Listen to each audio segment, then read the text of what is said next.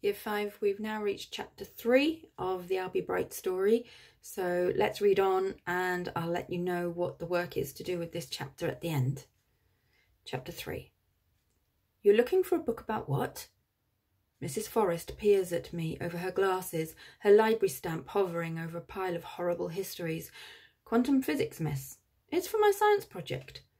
Mrs. Forrest doesn't like to call herself a librarian.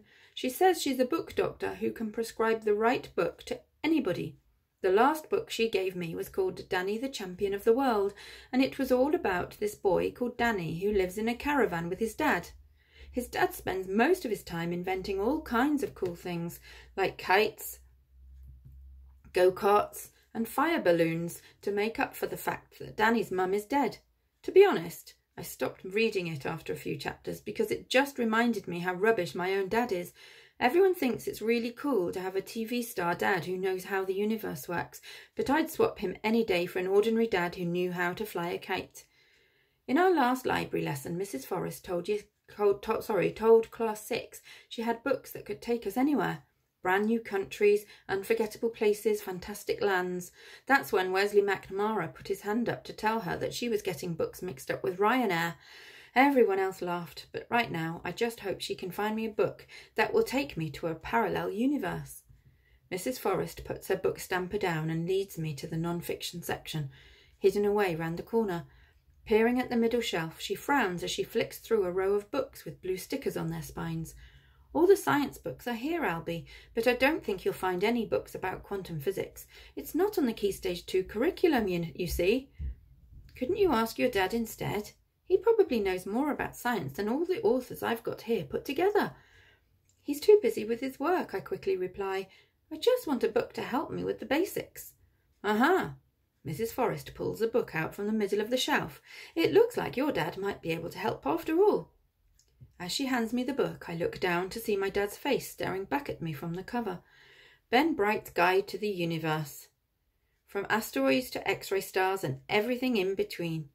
After his TV series was such a big hit, Dad had been asked to write this tie-in book for kids, and he locked himself away in his office to get it finished. The last summer we'd had together as a family before everything went wrong, and he'd just wasted it. Or at the time, Mum had tried to make me feel better. He wants you to be proud of him, Albie. He's writing this book for you. I didn't believe her then, but now I hope she was right. Sitting down in the reading corner, I turned straight away to the index. Asteroids, atoms, the Big Bang, black holes, cone radiation, dark matter, Einstein, and loads more words that I don't even understand. But halfway down the page I find the entry that I'm looking for, quantum physics, page 108 to 109.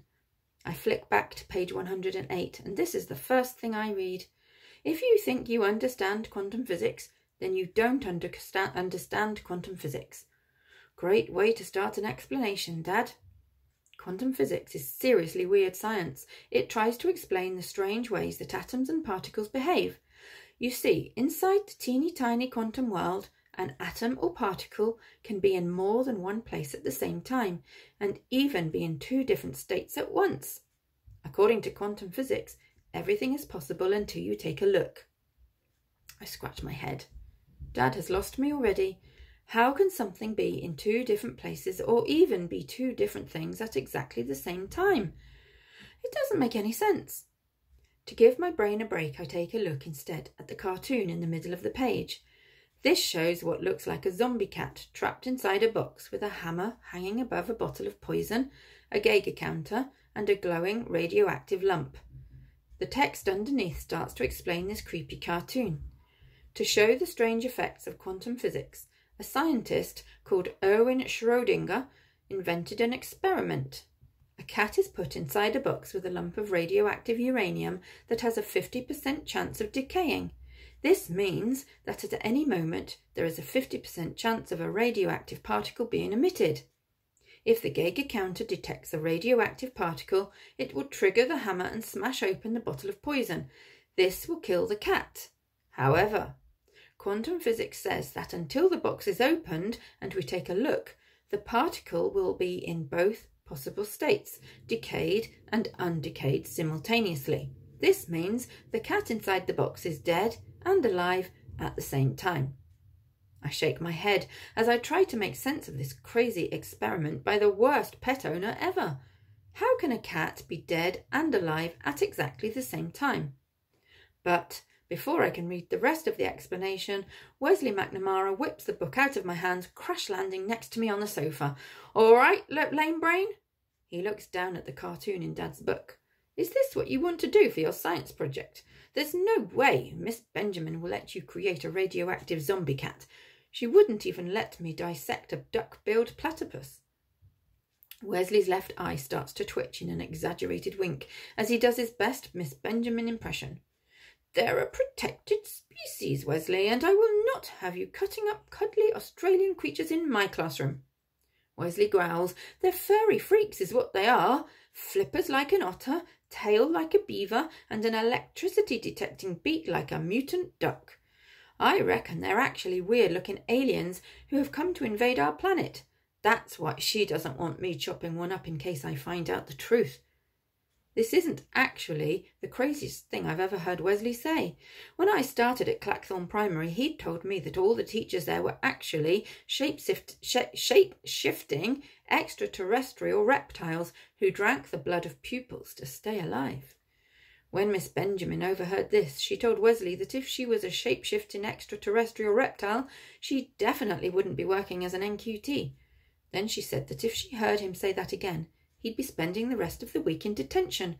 Wesley kept pretty quiet about blood-sucking alien teachers after that. "What are you doing for your science project then?" I ask him, trying to change the subject. Wesley scowls. "She's got me growing cress in a cupboard. Again? It's the same project I've done since year 1, but this time I've got a plan." He leans forward with a dangerous gleam in his eye. "When we go on our science trip tomorrow, I'm going to find out the truth about the duck-billed platypus, and you're going to help me." I don't like the sound of this.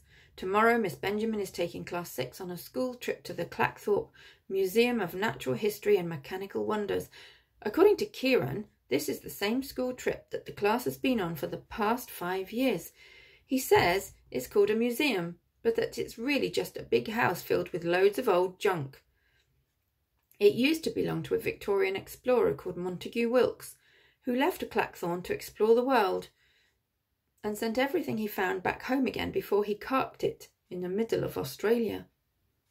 I've had a look on the museum's website, and most of the things he found seemed to be stuffed animals. I'd even spotted what looked like a duck-billed platypus stuck in a glass jar, and I now had the horrible feeling that this was part of Wesley's plan.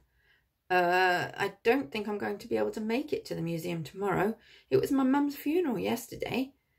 Nearly as fast as an atom whizzing around the Large Hadron Collider, Wesley's fist shoots out to give me a dead arm.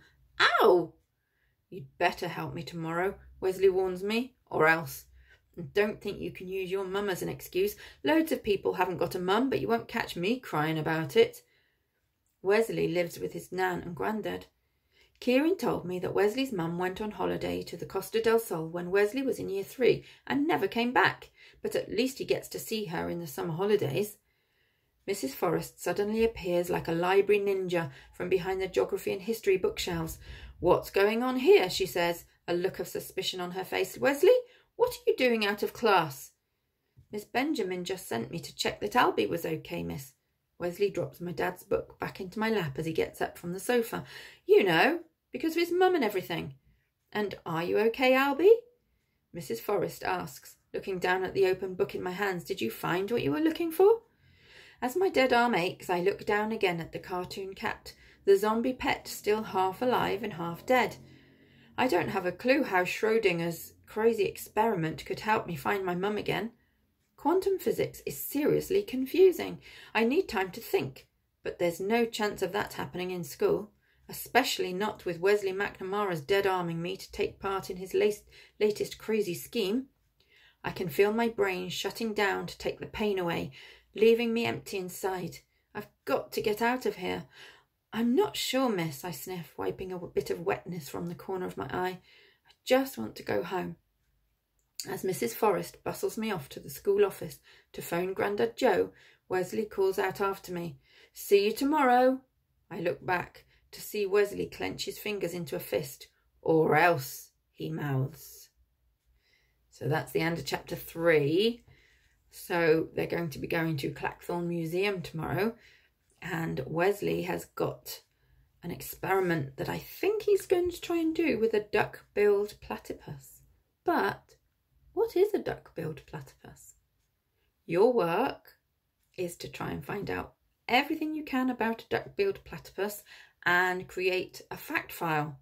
And I look forward to seeing your fact file.